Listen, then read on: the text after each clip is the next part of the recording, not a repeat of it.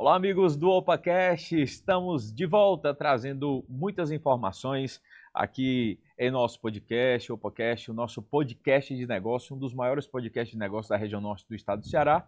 E eu agradeço a você que sempre está aqui com a gente, acompanhando a nossa programação, acompanhando os nossos episódios, nossas temporadas. E excepcionalmente, estamos direto de São Benedito, aqui mais precisamente na Câmara Municipal dos Vereadores de São Benedito, acompanhando na íntegra a 4ª edição do Fórum de Sustentabilidade da Ibiapaba e também o 3º Expo Recicla 2026, Expo Recicla Sustentável da Ibiapaba. E, como eu já mencionei nos episódios anteriores, se você não acompanhou nenhum vídeo dessa temporada, nós temos uma playlist aqui, Fórum de Sustentabilidade. É só você acompanhar, estamos lá com todos os palestrantes que passaram por essa edição da 4ª edição do Fórum de Sustentabilidade aqui em São Benedito, e você vai ter acesso na íntegra esse bate-papo que eu fiz com cada um deles. É só você acessar a playlist que está aqui, Fórum de Sustentabilidade, aqui em nosso canal. Se você é novo por aqui, não se esquece, se inscreve em nosso canal, curte os nossos vídeos, copia o link do vídeo, envia no grupo da família, dos amigos, vamos compartilhar informação com qualidade. A nossa máxima aqui é, esse vídeo, esse episódio, ele tem que transformar a sua vida de alguma forma. Mas para que ele possa transformar, você precisa pegar esse conhecimento e colocar ele em prática. Combinado assim? Um lembrete. Nós, como eu disse, estamos direto da Câmara dos Vereadores, não estamos em um ambiente fechado, com acústica, estamos em um ambiente aberto. Você pode estar ouvindo até barulho do vento aqui nos microfones, vai ouvir barulho de carro passando, porque nós fizemos questão de vir até aqui, na íntegra, acompanhar cada detalhe desse evento para levar para você que acompanha o OpaCast. Fechou? Combinado? O nosso episódio de hoje, nós teremos a honra de receber ele, que possui graduação em Engenharia Civil pela Universidade de Fortaleza, especialização em Engenharia Urbana pela Universidade de Fortaleza também, mestrado em Engenharia Civil e Saneamento Ambiental pela Universidade Federal do Ceará, doutorado em Engenharia Civil, Recursos Hídricos, Saneamento Ambiental pela Universidade Federal do Ceará também. Atualmente é professor do Instituto Federal do Ceará, Maracanaú, do curso de Engenharia Ambiental e Sanitária e responsável pelo Laboratório de Tecnologias Alternativas de Convivência do Semiárido. E também diretor da Associação Brasileira de Engenharia Sanitária e Ambiental. Tem um currículo enorme, com certeza ele vai colaborar conosco aqui, trazendo das suas experiências, falando sobre o Fórum de Sustentabilidade da Ibiapaba no episódio de hoje. Então tenho muita alegria de receber aqui o senhor Francisco Humberto de Carvalho Júnior, carinhosamente como gosta de ser chamado, Humberto Júnior. Senhor Humberto, muito obrigado por ter aceito o convite, seja bem-vindo ao OpaCast. Obrigado pelo estar aqui presente, uma região muito bonita e prestigiar esse evento, que é o 4º evento já, falar sobre consórcio, que é uma coisa muito importante. A gente que agradece a sua disponibilidade e para a gente começar o nosso bate-papo, eu gostaria de saber como que o senhor avalia a evolução da política de resíduos sólidos no estado do Ceará. A gente sabe que ainda, quando fala-se de sustentabilidade, resíduos sólidos, é uma pauta que, por mais que nos últimos anos tenha sido colocado muito na ativa, mas ainda é um assunto muito verde para muita gente. É verdade, isso não só aqui no estado do Ceará, como no Nordeste inteiro e o Norte. No Brasil nós temos uma dicotomia muito grande entre as regiões, não só do campo econômico, mas também no campo da sustentabilidade. Enquanto a região sul eles zeraram os seus lixões, sudeste caminhando praticamente 100%. No Nordeste nós temos aí praticamente lixões espalhados. Só para ter uma ideia, no estado do Ceará temos apenas 7 aterros sanitários, um inclusive agora recém-inaugurado aqui, que é um grande bem que vai fazer para a região, e o restante são todos lixões. A política do estado do Ceará, dos últimos 8 anos, ela passou por uma mudança muito boa, que foi a construção, através do Plano de Gestão de Resíduos Sólidos do estado, de uma política voltada para fortalecer os consórcios. No lugar de trabalhar simplesmente de resolver o problema do destino final, passou a trabalhar o início do processo, que é, no caso, a implementação de coletas seletivas múltiplas e consórcio. E isso faz uma diferença em relação àqueles estados que apenas zeraram os seus lixões, que é uma coisa muito positiva. Mas, no entanto, não, os consórcios não funcionam atentamente e a coleta seletiva ainda é muito escassa. É um processo diferente que o Estado do Ceará veio trabalhando nisso. Eu acredito que é mais demorado o resultado, mas é um resultado que vai ficar. A gente está vendo já o fruto aqui do próprio consórcio aqui da região de Ibiapaba, da Serra de Ibiapaba, porque já é um consórcio que funciona bem e que já está começando a gerar frutos. Cidades como Pindoretama, que tem uma coleta seletiva voltada para a matéria orgânica, onde eles fazem compostagem aerada, já gerando um adubo maravilhoso, e outras experiências que nós temos no Ceará. Mas é uma luta. Eu estou nessa parte de trabalho com resíduo há muitos anos e a gente percebe que é muito gradual, o processo ainda é muito lento e a sustentabilidade requer também recursos. E recursos não é fácil na área de resíduo. E requer também um processo de educação ambiental permanente com a população, ensinando como separar, por que separar, quais são os ganhos que tem. Isso também é muito lento, é muito gradual esse processo. Mas eu acho que o Estado do Ceará, dos últimos anos, tem tido resultados fabulosos. Seu Humberto, quais são assim, os principais desafios que são enfrentados pelos municípios na implementação da gestão adequada dos resíduos? É uma excelente pergunta e tem algumas variáveis assim que a gente vê. Primeiro, os municípios, em uma parte deles, não tem um diálogo com os municípios vizinhos e o consórcio não flui bem, por falta dessa comunicação, desse contato com os municípios. Porque para ter um consórcio é preciso a gente amar os vizinhos. É preciso a gente ter carinho pelos vizinhos e abrir mão de alguma coisa para ganhar outras coisas. E ainda existe em algumas regiões. O segundo, a falta de técnicos.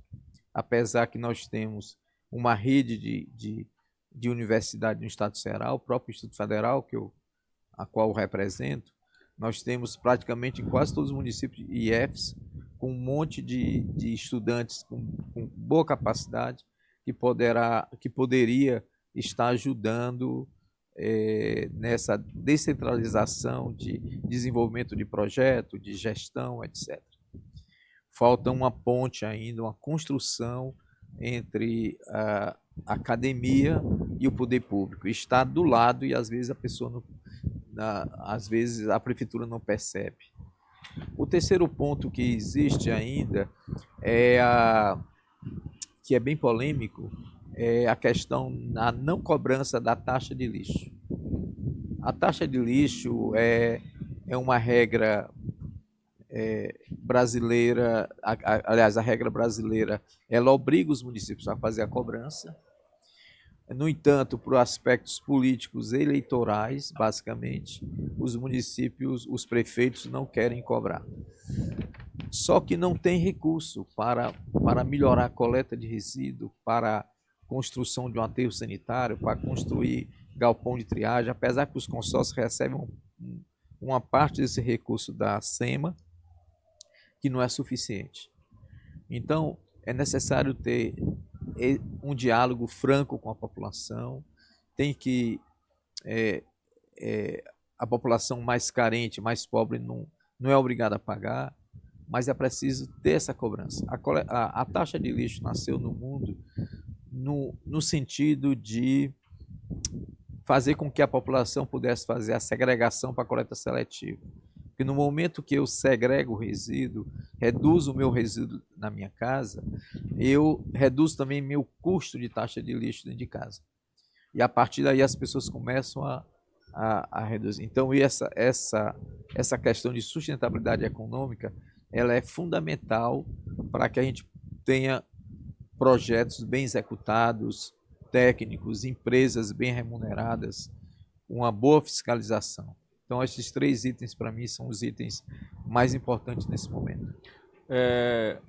Professor, né? Professor Humberto, quais os municípios da Ibiapaba, na verdade, o que os municípios da Ibiapaba, eles podem aprender com experiências bem-sucedidas no estado do Ceará em relação a essa temática de políticas públicas ambientais, de gestão adequada dos resíduos? O que os municípios da Ibiapaba eles podem aprender com essas experiências bem-sucedidas? Eu acho até que nós estamos no local adequado com esse seminário, porque é uma forma de aprendizado, de troca de técnicas, de tecnologia, mas eu acredito que o modelo tecnológico adotado por cada consórcio, por cada município, ela tem que ser próprio, ela tem que ser adaptado à própria região. Não dá para trazer uma tecnologia vinda de São Paulo ou de uma cidade no estado do Ceará e essa tecnologia não vai se adaptar perfeitamente. Por quê? Porque a tipologia do resíduo de cada região muda. Aqui você tem uma região que tem o percentual de matéria orgânica maior do que o resíduo seco. Nós temos uma região que tem a questão econômica diferente de outras regiões do estado do Ceará. Então, o modelo tecnológico aqui tem que ser descoberto pelos próprios agentes que trabalham no consórcio e nas prefeituras. E aí que eu acho que seria bem melhor. Eu acredito que tecnologia, como engenheiro, tem que ser uma tecnologia simplificada e dominada. Tecnologia importada e cara não funciona de jeito nenhum. E a gente vê isso vários e vários anos, importações e tentativa de importações de tecnologias vindas de outros países e do sul do país e que não consegue ser implementada. Porque não tem recurso, porque não sabe operar, porque não se adaptou ao tipo de resíduo. E a gente tem ainda um percentual de resíduo muito misturado. E nós misturamos muito nas nossas casas todos os resíduos, rejeito, o seco e o úmido, que poderia separar em 3 partes. Somado a isso, ainda se mistura durante a cidade os resíduos de entulho de construção e de varrição, e esse resíduo todo misturado para uma triagem fica totalmente impossível e caríssimo se fizéssemos. Então, a grande questão é separar em casa. Isso é o ponto comum. Já seria um grande avanço, né, se houvesse essa separação em casa. Isso é o ponto comum para qualquer tecnologia funcionar. Soluções mágicas de pegar todo o resíduo, colocar dentro de um sistema e gerar energia ou reciclável, isso não funciona, isso é mágica. E essa mágica não existe. Então, acho que, retornando à tua pergunta, acho que o consórcio aqui, ele já vem descobrindo com suas próprias pernas, com seus embates, com as suas vitórias e até derrotas durante esse processo, a construir um modelo próprio daqui. E isso que é importante. E eu acompanho esses consórcios aqui no estado do Ceará há um bom tempo. Participei do programa do Plano de Gestão do Estado do Ceará, o primeiro, na época do secretário Arthur Bruno, e agora, recentemente, juntamente com o pessoal do IEF, professora Nájila Cabral, nós fizemos o segundo plano, que na verdade é uma repaginação, e a gente acompanhou os municípios, visitamos os municípios. E a gente percebe aqueles municípios, aqueles consórcios que estão mais avançados foram aqueles que descobriram por si como fazer uma tecnologia adaptada, simplificada para a sua região. É esse o caminho. A receita é a receita própria. Não existe uma receita de bolo importada. Isso é que eu acho que tem que ser feito. Às vezes o processo é tão simples que as pessoas tentam dificultar e acabam não executando o básico, né? O que precisa ser feito dentro de casa. Mas, professor, na sua opinião, qual será o próximo grande desafio da gestão ambiental no semiárido brasileiro? Na questão do semiárido, o principal desafio vai ser ensinar como separar o resíduo, segregar, fazer a população se encantar com a separação, gerar um hábito. Isso é um hábito. É um ensinamento que tem que gerar um hábito, como a gente escova os dentes diariamente. Esse é o primeiro. O segundo é enfrentar as dificuldades que temos de afirmar uma frase que eu escuto há anos. Qual é a frase que eu escuto há anos de prefeitos? Não tenho dinheiro para a gestão de resíduos sólidos. Não tenho dinheiro para a construção de um aterro sanitário. Não tenho dinheiro para fazer coleta seletiva em um galpão de triagem. Não é bem assim. Não é bem assim. Aquele dinheiro existe, mesmo não cobrando a taxa do lixo. Esse dinheiro existe para outras coisas. E essas outras coisas eu preciso pensar. Será que eu posso pegar um pouco desse recurso e jogar na área do saneamento ambiental? Será que eu posso transferir isso e começar a procurar tecnologias, como eu falei, simplificadas, adaptadas à região, que tenham um custo-benefício melhor? Só para ter uma ideia, no semiárido, nós temos uma característica que é o balanço hídrico negativo. Ou seja, a quantidade de água de chuva que cai durante o ano é muito pouco, é negativo. Apenas 3 meses no ano é positivo. Normalmente, fevereiro, março e abril ou até maio. O restante é negativo. Qual é a tecnologia que eu tenho que tratar o chorume? Eu não preciso tratar um chorume com tecnologias extremamente avançadas e caras. Não. Até porque os nossos municípios têm população pequena, a quantidade de resíduo também é pequena. O que eu tenho que tratar?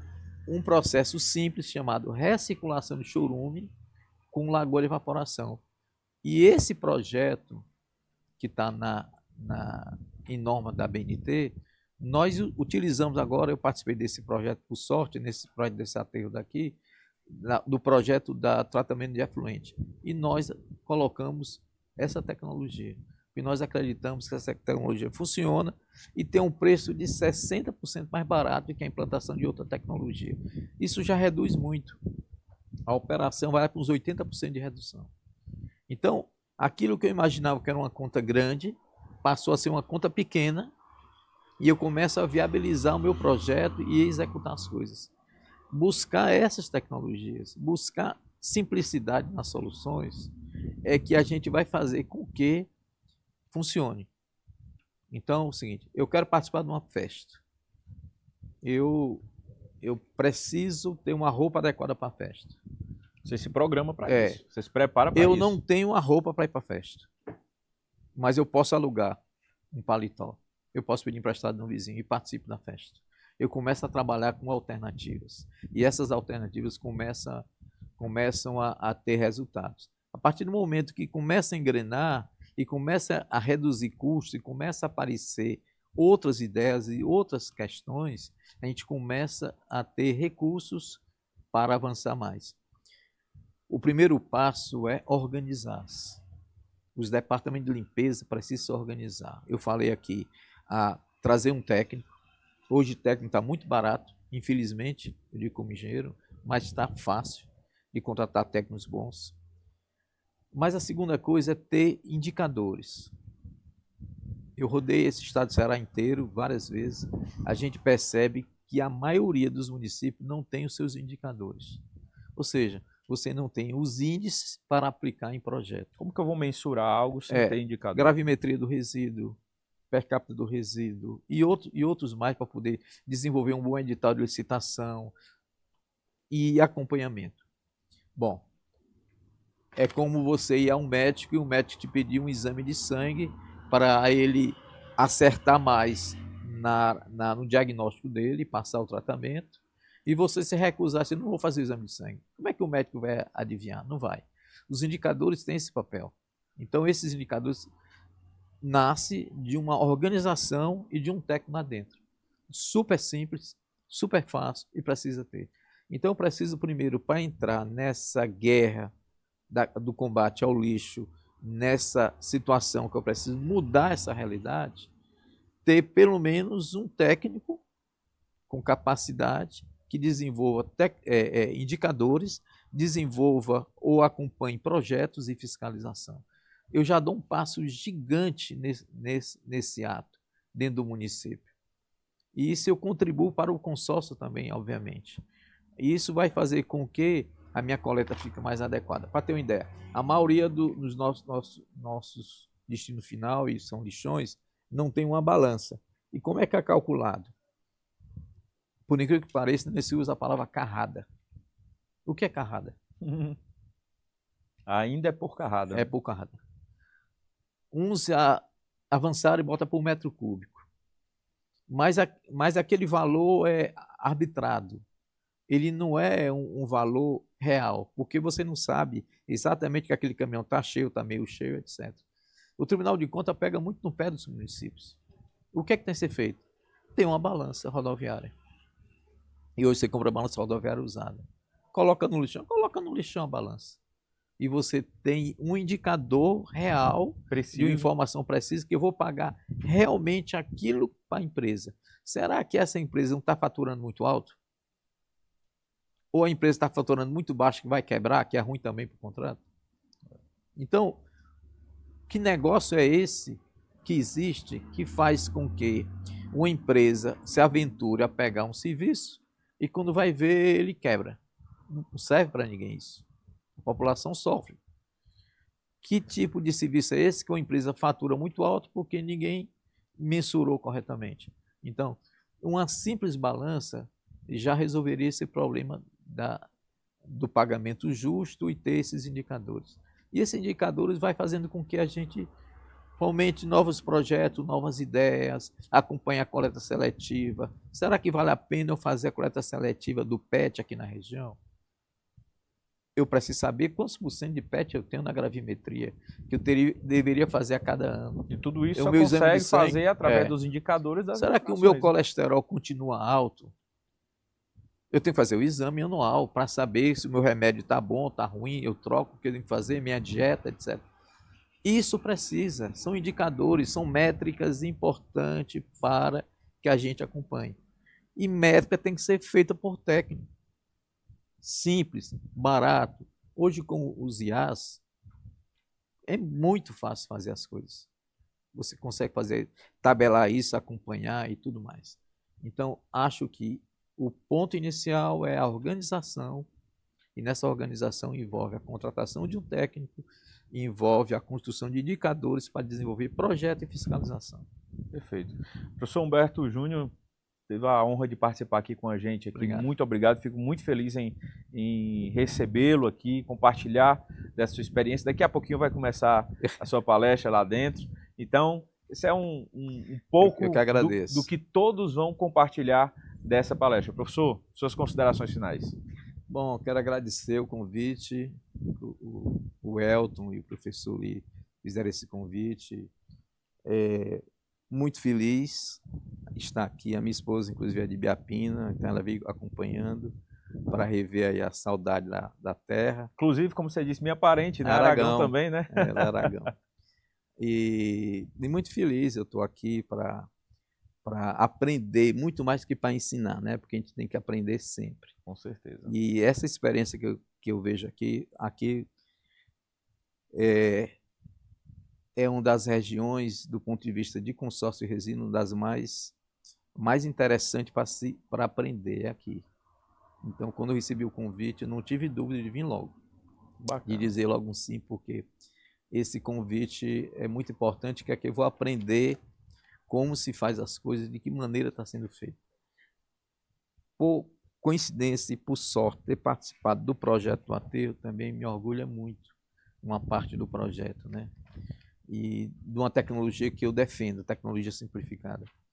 Isso também é muito bom. Então, são esses elementos que me fizeram vir aqui, e é um povo maravilhoso, um clima ótimo, aqui deveria ser a capital do estado do Ceará, só pelo clima, pelo desenvolvimento. É maravilhoso essa Concordo, região. assina embaixo. Essa região é maravilhosa. Parabéns pela organização e por tudo. Tá certo. Obrigado. Professor, muito obrigado. Abraço. Deus abençoe. Você também. É isso. O podcast é isso, é levando informação precisa, com qualidade para você. Afinal de contas, somos um podcast que preza por você que está aí do outro lado. Como a gente sempre fala, se uma pessoa, apenas uma, foi impactada positivamente com o conteúdo que a gente cria aqui e leva até vocês, nosso objetivo já foi alcançado.